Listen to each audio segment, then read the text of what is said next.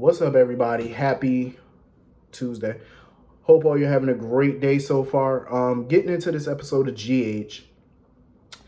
Listen, this episode was good. Like Laura, I was surprised in a way. I was surprised at Laura. I'm not gonna lie and say I was not. When Laura accused Jason of turning her family information into a war, I was kind of surprised at Laura because I'm like, when you told Carly this information, what did you think they were going to do with that? Well, what did you think Carly was going to do with that? You thought that she was just going to sit on it and not do anything? Carly clearly asked Laura for leverage on Cyrus.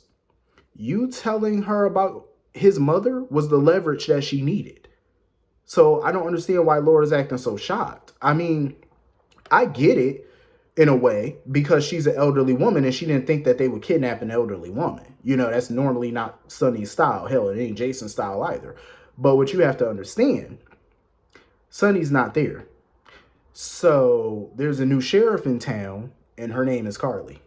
So therefore, I'm sorry, but I'm fucking loving this side of Carly. Like, I'm loving it. I really am. And you want to know what's funny? Laura Wright recently did an interview where she said that she wanted to be more involved in the mafia. Didn't I tell y'all that? I think I put it out there in one of my community posts that she mentioned that in the interview, that she was really wanting to be a part of the mob in a way. Like she wanted to have a bigger role. And she finally got her wish because now she's kind of the de facto leader, the de facto boss of the Corinthos Morgan criminal organization. And as much as Jason doesn't like the fact that Carly made some moves, she made them, and there's really nothing he can do with it. There's nothing he can do about it. And I love that he still had Carly's back when he was talking to Laura, and he was like, I didn't start this war, which is true. Jason didn't start this war. Cyrus did.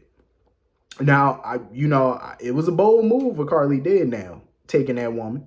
But at least she didn't just take her and stick her in some little spotty little place. She took her to a safe house and she has Bobby looking after her. So she's getting medical care. It's not like Carly's that cruel. So I don't understand why, Laura was talking about how she can't believe how cruel Jason can be. I mean, kidnapping somebody elderly mama, that's a bit too much. I ain't gonna lie, it is, especially somebody innocent.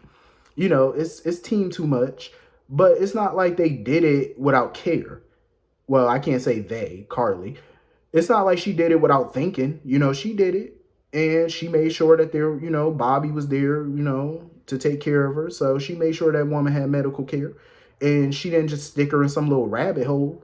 I'm pretty sure she's somewhere decently nice. Sunday safe houses are pretty nice. They're not, no little cul-de-sac somewhere.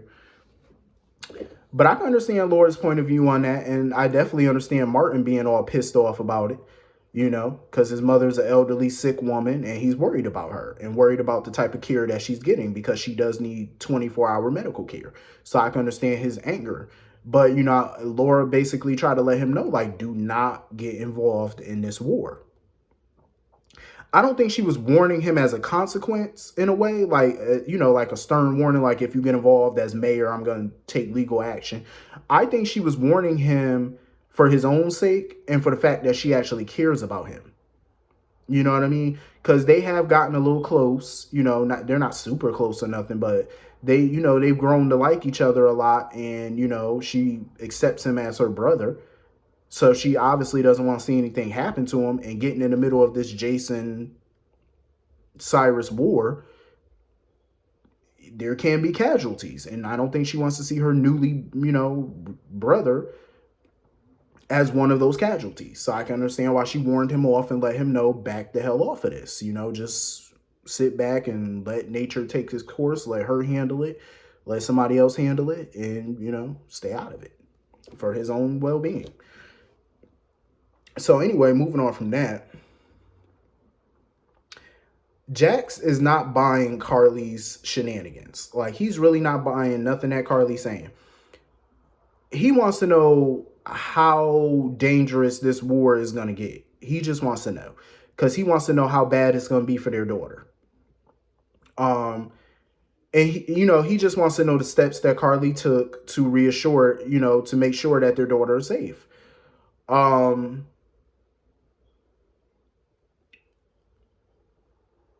I could understand why Nina got involved in that, because she feels like she has an opinion.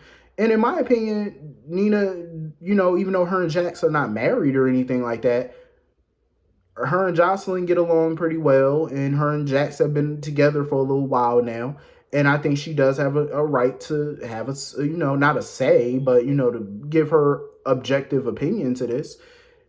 I feel like Carly shouldn't have snarked her out the way that she did about motherhood and shit, bringing that up, especially with the big ass secret Carly's keeping. I feel like that was out of pocket for Carly.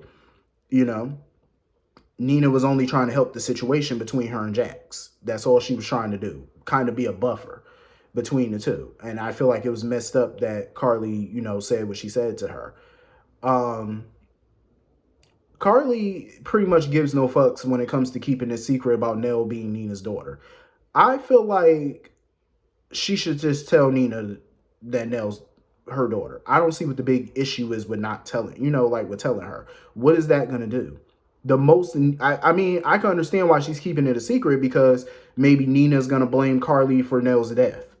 You know what I mean? But the most that's probably going to happen is that she's going to be upset. She's going to be angry. And of course, she's going to want to get to know Wiley. Hopefully, Nina doesn't try no little court battle bullshit over Wiley, grandparents' rights or whatever.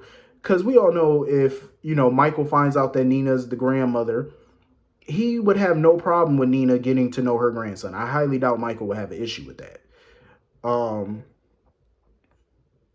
But Jax, he need to just tell her the truth because this is all going to blow up in Jax's face. And Valentine was pretty much trying to tell Nina, keep looking for your daughter. Because she chose not to look for her daughter anymore. And Jax was pretty much telling her that she should stop. And Valentine felt like he was only doing that for his own selfish reasons, which he is. He's doing it because that's what Carly wants him to do. And he's trying to protect Carly. So at the end of the day, when the truth comes out, it's going to blow up in his damn face. And Jax was pretty much trying to tell Carly that she needs to let go of Sonny at this point. Like, he doesn't feel like Sonny's coming back. And, Carly ain't about to buy that. She like, no, her little man is coming back. She know he's short and he could have drowned, but, I'm pretty sure he's a good swimmer. So, all he got to do is swim underneath the water. He'll be all right. I'm pretty sure if they didn't find Sonny's body, he somehow got out that water.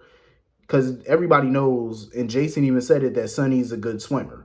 And even in cold water, a human could last at least probably like an hour in that temperature of water. So there's a big chance he swam out that water. And maybe, his phone is fucked up and maybe he got amnesia. Hopefully not. But, anything could have happened. I could definitely see Nina getting back with Valentine. I could definitely see it. I could definitely see once the truth come out, I could see her running back to Valentine and all that. And then by the time her and Valentine get together, Brooklyn gonna come back with a little baby, crying and all that mess. It's gonna be some drama. I cannot wait for Brooklyn to come back with that little child. She either gonna come back probably like late in pregnancy or she gonna come back with a full child. Either way, it's gonna be some mess. It's gonna be some drama, and I can't wait for it. So anyway, Anna running around talking to Valentine about Dante or whatever. She's still trying to get information from the WSB about Dante. But of course, the WSB are not being cooperative. They're giving her the runaround, which is more than likely making her even more suspicious. Because Anna and Valentine, they know the WSB. Anybody who gets involved with them, especially a former cop, and they release you so soon or some shit like that, they know they're probably going to put you to work in some capacity. And that's what they're sure. They're sure that the WSB are working with Dante on something. Because they know that the WSB did not just release him so quickly and for no reason. Like, they know something fishy, something going on. They're just trying to figure out what. Hopefully, they don't figure out what that is until the very last second, because I don't need for Anna and Valentine to be fucking up everything. And I'm pretty sure that's the last thing Lisa needs, is for them to figure something out. Because Anna was shocked when she found out Dr. Kirk died, that he was killed. thanks to Liz and her big mouth. So she gonna start putting some shit together. You know how Anna is. She gonna try to investigate. It was funny when she ran into Lisa though, and Lisa was wearing that disguise. I love Lisa with the blonde. She looked good. I said, go ahead, Lisa, looking like a member of the Logan family or something. She looked good. Speaking of Lisa, Dante was not here for Lisa and her shenanigans. He was like, I am not about to work with you, not until I get confirmation that the WSB released your crazy ass. And as soon as he was saying all that, she just took that pen and said, click. Lisa need to stop playing with people like that. She said, click.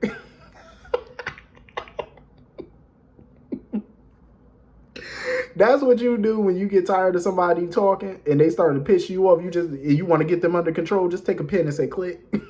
I bet you that ass will fall in line. And that's exactly what Dante did. As soon as she clicked that little pen, she said click. He was like, I must complete the mission. He was talking like Arnold Schwarzenegger shit. I love Lisa. I love Lisa. Oh my God, I love her. She basically told Dante, like, I will call you when I need you, when I need you for this next phase and taking Peter down, because he pretty much told her how Maxie's pregnant by Peter and they're about to get married. She basically had Dante ass under full control. She was not playing. She had that man under full control. I love the scene with Robert, though.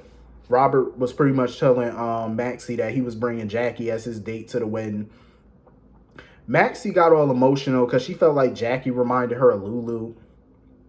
In what universe does Jackie remind you of Lulu? First of all, Jackie's actually a good reporter. No disrespect to Lulu, get well soon. But yeah, Lulu's not nearly on the level as a Jackie Templeton. I'm sorry, but she's not. She ain't even on the radar of a Jackie. She's not. Let's be. I ain't even about to sugarcoat with y'all. We all know. I don't see how you can compare Lulu and Jackie. No. So of course Robert and Peter have a pissing contest. You know how Robert and Peter are whenever they get together. They just going back and forth, about to go at each other. And then, of course, when Maxie popped back up, Robert had to play nice and pretty much tell Maxie that she's like a daughter to him. I don't blame Robert for not liking Peter, because it's intuition. Even before Peter was doing little sneaky shit, Robert had an intuition about him. Like, he just knew that he wasn't all, that he was cracked up to be. He knew there was something wrong with that boy. And there is. So, Robert, he's going to have total delight when Peter is taken down. He's going to feel vindicated because everybody's sitting there telling him, oh, you're wrong about Peter. Yeah, okay. Well, y'all going to chew on them words in a minute. I was hoping that damn wedding would have happened before the year was over. I keep telling y'all, this wedding, I thought they were supposed to get married before 2020 ended. These weddings need to hurry up. Like, just hurry the hell up.